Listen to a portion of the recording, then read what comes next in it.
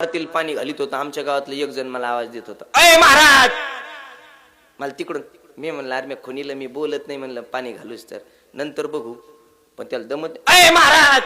तिकडून पुन्हा आवाज द्यायला लागलं. ते मी अरे त्याला खुनीला मी म्हणलं, अरे मी बोलत नाही. पण बाहेर गेलो, मला काय रे. ते मला आळंदीला होता. म्हणलं हो आळंदीला होतं. भजन येत असन. म्हणलं नाही, मी रणगाडा शिकायला गेलतो. भजन कायच येतं, काही भामट्याने बोलत आहे. मी म्हणलं अरे बाबा, मी म्हणलं मला ये भजन येतं.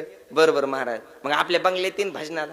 मी म्हणलं येईन बा, मला नाद आहे भजनाचा. मंदिरात गेलो, पुढून टाळ अडकिले, मागून पखवाद अडकिला, इकडून येणं अडकिला, इकडून पेटी अडकिली.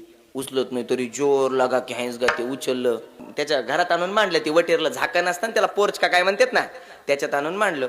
आणि 10 वाजता आमचं भजन सुरू झालं. 10 वाजता आता सगळे भजनी मी गोळा केली. 10 वाजता भजन सुरू झालं. आणि हे 10 वाजता बाहेर आला. मला बाबा म्हणलो काय लागत भजण्याला. म्हणलं कप कप एंट्री दे आम्हाला प्यायला. अरे तासामाग चहा लागतो भल्या. आणि त्याच्या ना आपण भिकारी काय. मला 10 वाजता तिने एक एक कप चहा आणून दिला.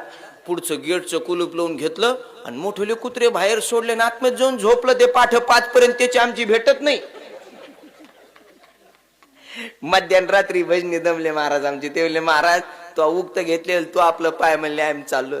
आणि मी म्हणलो तुम्ही कसं काय जाणार आहे. कुत्रे गेटला आम्हाला जमतं म्हणले. कोईच्या हातात काठ्या होत्या आणि कोईच्या हातात बॅटरी की होत्या.